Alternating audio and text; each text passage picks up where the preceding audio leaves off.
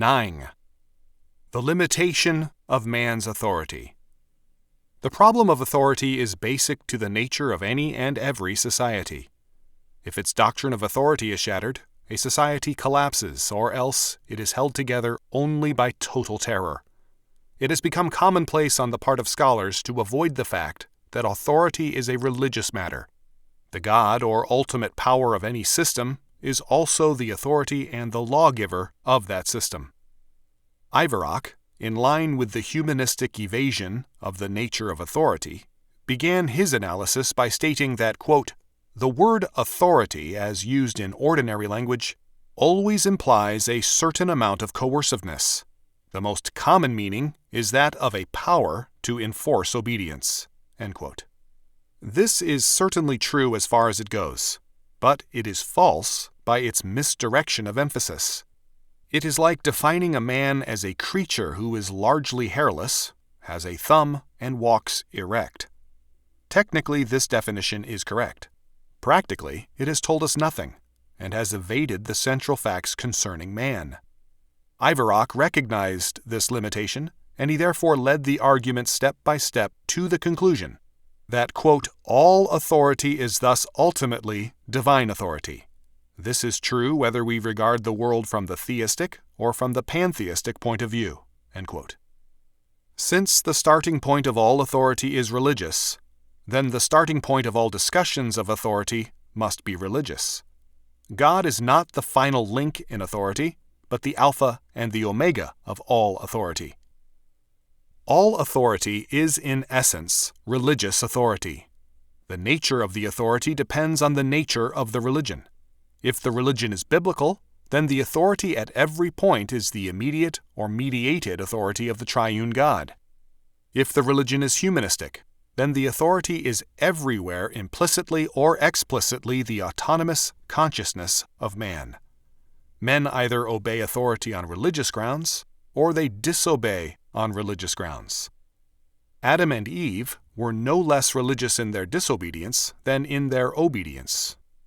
When they assumed that man is autonomous and has a freedom of choice with respect to God's law, and the freedom to determine what shall be law, they made a moral and a religious decision, and they acted in obedience to their new religious presuppositions. Disobedience to existing authority means that a new authority is in view. The disrespect of disobedience is a religious defiance of an authority. It is the denial of that authority in the name of another. When a child defies his parent saying, "I don't want to," and "I won't do it," he replaces parental and religious authority with his own will. He opposes his own demand for autonomy and moral independence against the claims of God in His Word and his parents in their person. If the child obeys only through fear, it is still a religious obedience, in that power or punishment is the religious motive force in his life. The religions vary, but the fact that authority is religious remains constant. Authority is rightful power. It is dominion and jurisdiction. Men respond to acknowledged authority. They resent obeying authorities they do not recognize as such. The chief priests and elders of the people asked the right question of Jesus for the wrong reasons, being unwilling to admit what their own doctrine of authority was. But the question remains, "By what authority doest thou these things, and who gave thee this authority?" Matthew 21:23. They had already seen what his declared authority was, and had observed, "Thou, being a man, makest thyself God." John 10:33. Jesus grounded his authority on his Father and on himself as God incarnate. Without a valid doctrine of authority, no order stands. To appeal to sentiment or gratitude is futile. Either a religious doctrine of authority binds man, or he is not bound, save at his pleasure or convenience, which is no bond at all. Let us turn again to Egyptian moral instruction for examples of this, as witness the quote-unquote instructions of a father to his son. Quote, "Double the food which thou givest thy mother. Carry her as she carried thee. She had a heavy load in thee, but she did not leave it to me. After thou wert born, she was still burdened with thee. Her breast was in thy mouth for 3 years, and though thy filth was disgusting, her heart was not disgusted. When thou takest a wife, remember how thy mother gave birth to thee, and her raising thee as well. Do not let thy wife blame thee, nor cause that she raise her hands to the god." End quote. Consider also the words of Ptahhotep of the 4th dynasty. Quote, "If thou art a man of standing, thou shouldest found a household and love thy wife at home, as is fitting. Fill her belly and clothe her back. Ointment is the prescription for her body. Make her heart glad, for she is a profitable field for her Lord." End quote.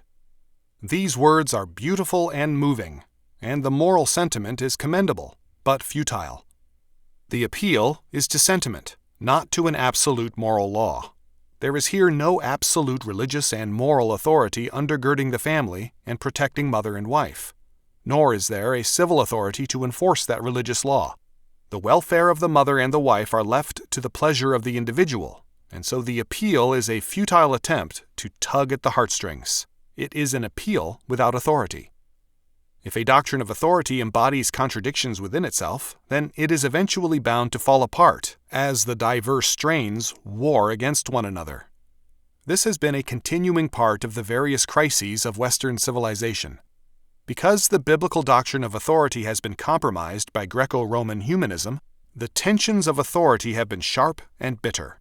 As Clark wrote, with reference to authority in the United States, quote, "It is a doctrine of both Mosaic and Christian law that governments are divinely ordained and derive their powers from God.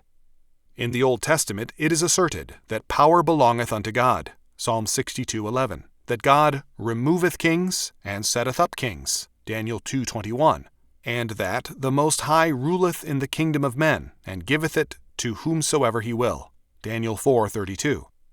Similarly, in the New Testament, it is stated that there is no power but of God. The powers that be are ordained of God, Romans 13:1.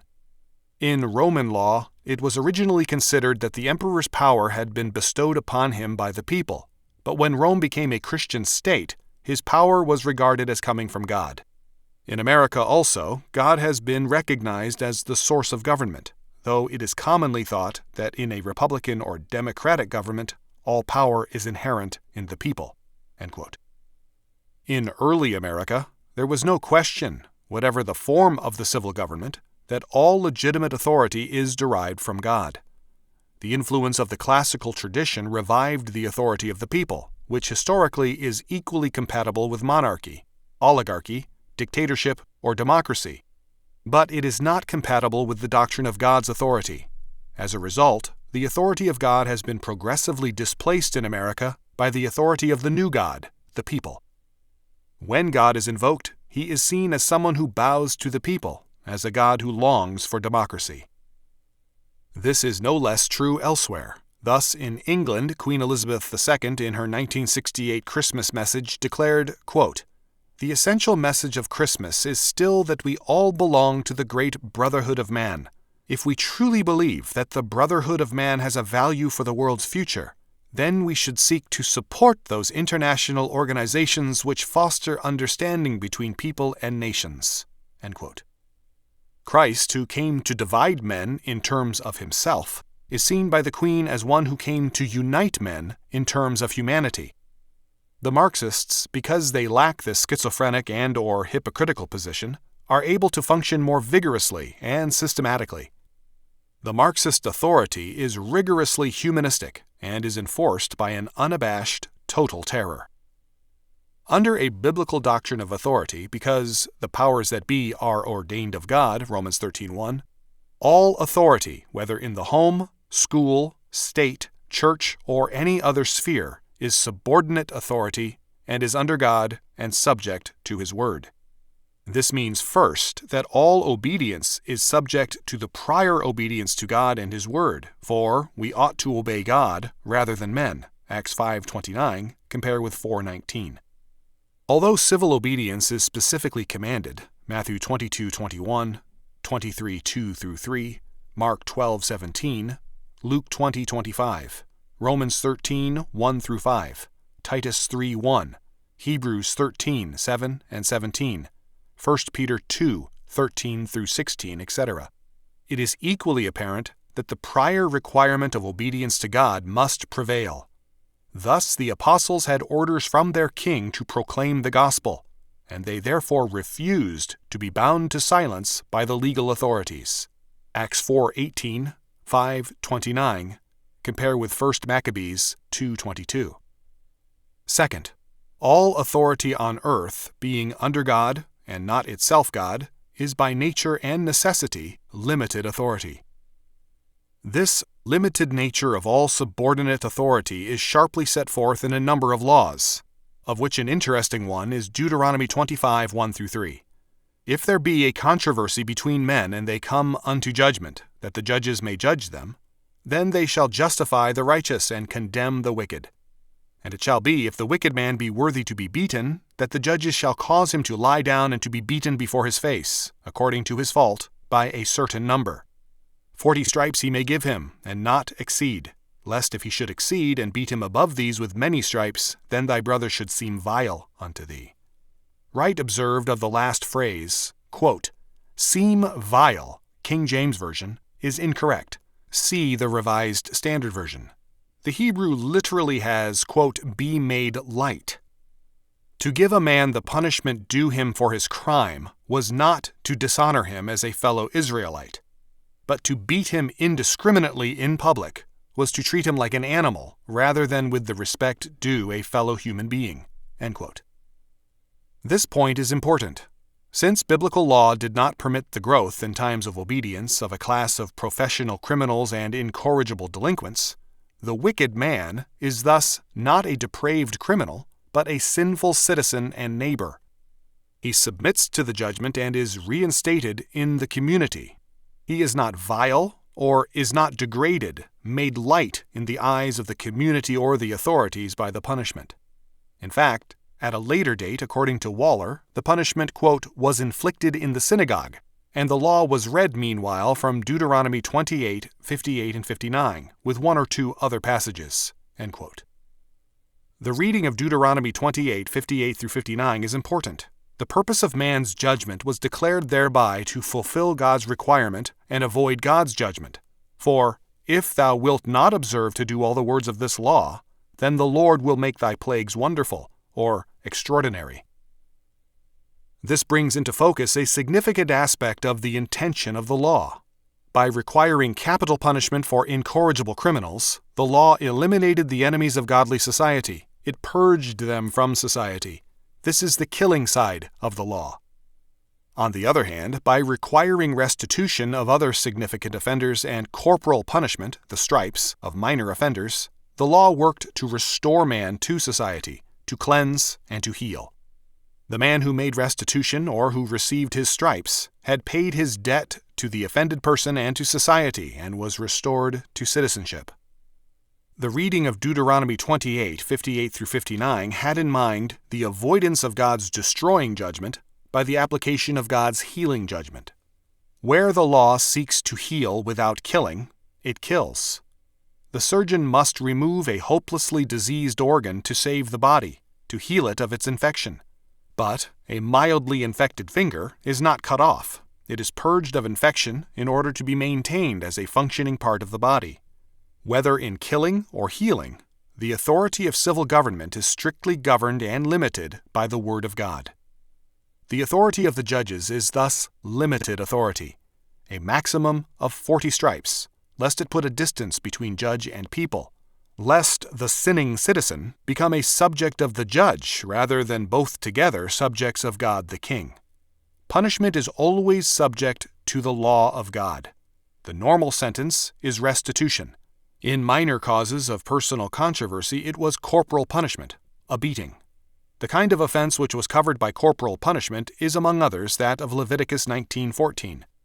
Thou shalt not curse the deaf, nor put a stumbling block before the blind, but shall fear thy God. I am the Lord.